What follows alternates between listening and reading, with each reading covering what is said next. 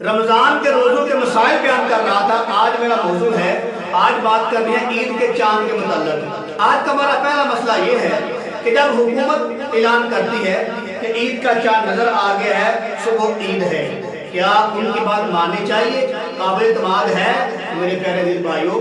जब हुकूमत ऐलान कर देती है कि ईद का चांद नजर आ गया है, सुबह ईद है, तो उनकी बात में इत्मीनान करना जरूरी है।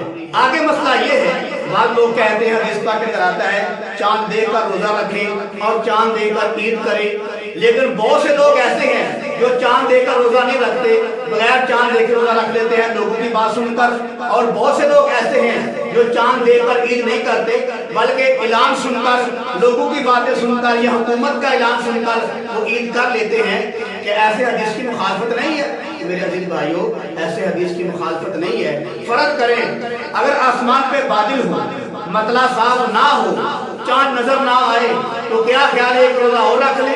फर्ज करें अगले दिन भी चांद नजर ना आए, तो क्या 32-33 रोजे रख ले? मेरे अजीज भाई, जो हुकूमत ऐलान करती है उन्होंने बड़े बड़े मजबूत आले लगाए होते हैं, तो लिहाजा जब वो ऐलान करती है तो समझ लो वो सब की तरफ से चांद नजर आ जाता है। जैसे एक आदमी वकालत करता है, जब वकील जज के सामने बोलता है, ज़ाहिरी तौर पे वो अकेला बोलता है, लेकिन हकीकत में वो जिसकी तरफ से वकील बना हुआ होता है वो सब की तरफ से बोलता है।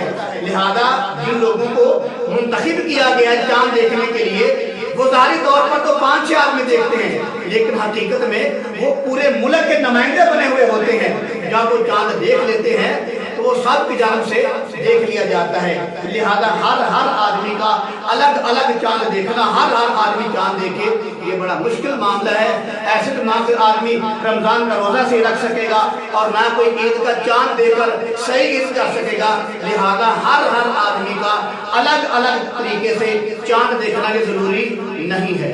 आगे मसला ये है, एक आदमी दावा करता है कि मैंने चांद देख लिया, तो मेरे दिल भाई उसका दावा जरूरी नहीं है, उसकी गवाही जरूरी है।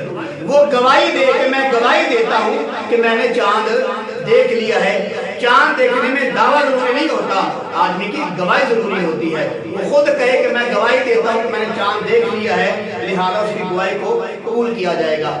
आगे मसला ये है, चांद देखने में कितने लोगों की गवाही जो है वो मुतबर है? मेरे अजीज भाई, एक आदमी भी काबिल इत्मीनान आदमी एक भी गवाही दे दे तो उसकी गवाही जो है मानकर सुबह ईद कर लेना जायज है। आगे मसला ये है, जो हलाल कमेटी वाले ऐलान करते हैं कि भाई चांद अगर आ गया सुबह ईद है, क्या उनकी बात काबिल हुज्जत है, काबिल इत्मीनान है?